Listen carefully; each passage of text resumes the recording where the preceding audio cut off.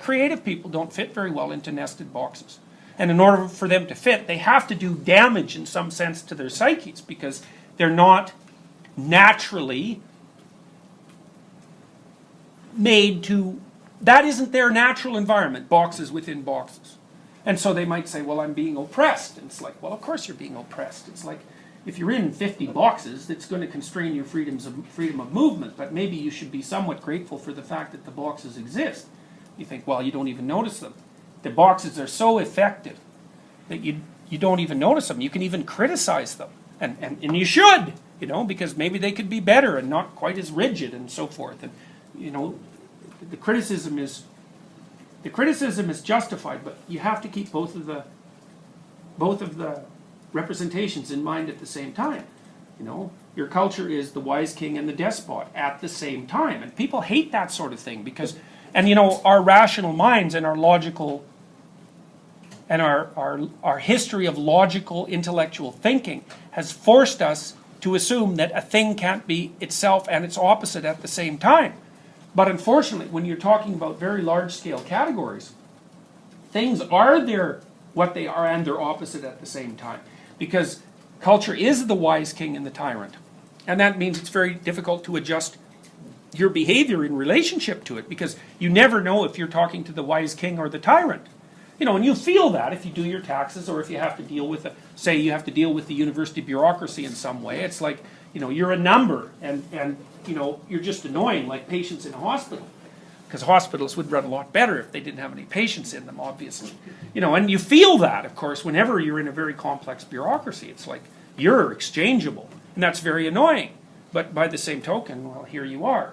So you have to criticize. This is also a very complex form of moral behavior. You have to criticize with gratitude. And that's something that students should really be taught in university, because the opposite of gratitude is resentment. And there is nothing that's more pathological than resentment. The only thing that comes close to resentment in terms of its capacity to produce misery is arrogance. And those things are often, it's arrogance, resentment, and deceit. It's like that's the evil triad. You get all those three things going in your life, and boy, you're going to be in rough shape very, very rapidly. I think this is the way the world is structured when you consider it as a place of action. So the world as a place of action has characters, not like the elements are characters, and the characters are engaged in dramatic behavior. So, and there are classes of characters, and as far as I can tell, this is a reasonably comprehensive classification of dramatic characters. And we'll start from the inside and go out. And you can think of any of these as primary, by the way, and you'll see that reflected in different kinds of mythology. So sometimes the maternal is primary, and sometimes the culture is primary, and sometimes the hero, the individual, is primary. And I think that's because these three things are irreducibly primary in that, from the perspective of consciousness, in that to be conscious, there has to be you. But if you're conscious, you have to have evolved within a culture, and that culture is necessarily nested in the natural world. And so wherever there's one, there's all three. And the individual is also the thing. Without the individual, there wouldn't be any separation between nature and culture. And so you can see the individual consciousness as the generator of the entire structure. But you can say that about any of the characters. So there's the archetypal son, because the hero tends to be masculine. And then it has that character has a positive element and a negative element. And the positive element is the good person, and the negative element is the bad person. And that's why you can identify two fundamental characters in the Christian story, so to speak, that play out these roles. And they're seen as eternal adversaries locked in battle across time. And that would be, the battle takes place in the natural world, the battle takes place in the cultural world, and the battle takes place within as well. So, and you can see that reflected in stories all the time, because, if it's so frequently the case that, the hero, the superhero, has his nemesis, right? And it's the guy that he's extraordinarily well matched with, who continually tests his wits and whose motivation is essentially destructive. And so you see that with Batman and the Joker, for example. Or you see it with Sherlock Holmes and Moriarty, or I mean, there's always this pairing, and that's partly because I think there are the archetypal realms of human decision making are something like, are you working to make things better, or are you working to make things worse? Are you possessed by resentment and hatred so that you want things to degenerate and burn, or are you hopeful and capable of manifesting faith in the future so that you're working to make things better? And then there's a battle in everyone, in their own psyches, and then there's a battle in culture. There's a battle everywhere between those two fundamental perspectives. And then the archetypal son is the son of the great father, and the great father represents two things, order and tyranny. So there's the hero and the adversary at the individual level. And at the social level, there's order and tyranny. And so, roughly speaking, that's either the wise king or the despot. And the despot is someone who tries to eat his own sons, which is actually a fairly common mythological trope. And, you're under the thumb of a despot when you're not allowed, really, either to be hero or adversary. You're just a cog in the structure of the social world. So that's despotism. On the orderly side, well, culture is that's what we're sitting in right now. This is social order.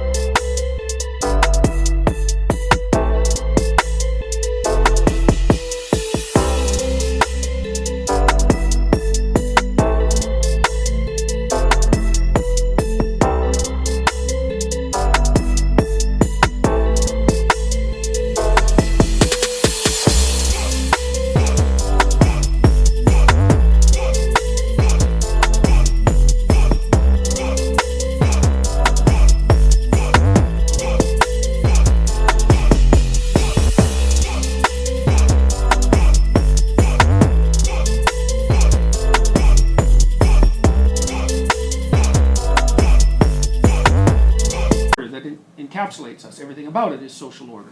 There are rows. They're roughly linear. Everyone's in their place. Everyone knows exactly what to do. We're unbelievably well protected from virtually anything you could possibly imagine. And so, we're in our Father's living room, so to speak. And in that living room, it's a safe space. Oh God, I should never have said that. Anyways, it's a well-protected space in which people are able to play and explore. And it seems to me that one of the functions that fathers play in a family, if they're fulfilling their function properly, is that what they do is put a perimeter around the territory so that inside the walls, so to speak, it's safe, and inside the safe walls the children can play and explore. And in their playing and exploring, they develop their own individuality. And so, you keep the darkness at bay, and you can certainly see that that's what children want, because as soon as you put them in a dark room, the first thing they say is, come chase the monsters away out from underneath the bed. And they wouldn't be thinking that if they hadn't had an extraordinarily long evolutionary history of being chased by monsters in the dark. So, and there are monsters in the dark, and everyone knows that, which is why you tell your children not to go play at night after it's dark, even now. So order and tyranny are the representations of culture. And the thing is that there's a constant interplay between those two, because you can never tell exactly when order has gone too far and become tyranny. So, and you can never tell really when there's so little order that, well,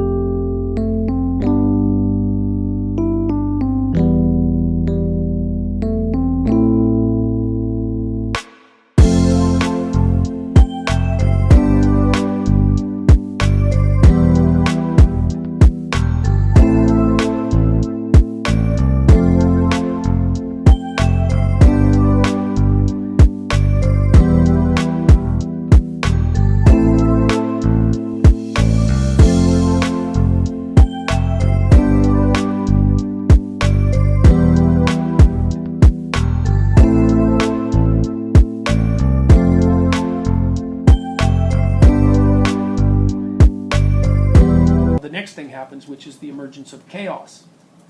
And chaos is the great mother, and it's creative and destructive, and that's nature itself. And so And then on the outside, the very outside, and this is the most complicated category of all, is that it's the dragon of chaos. And it represents something that's very difficult to conceptualize, but it's the unconfigured substructure of being that gives rise to these other categories. So Donald Rumsfeld at one point made a very famous comment. It became famous because it fits an archetypal structure. He said there are known unknowns and unknown unknowns. Okay, the dragon of chaos is the unknown unknown. It's so unknown that you don't even know it's there, but it can raise its head at any given point. It's the thing that leaps out of you in the darkness.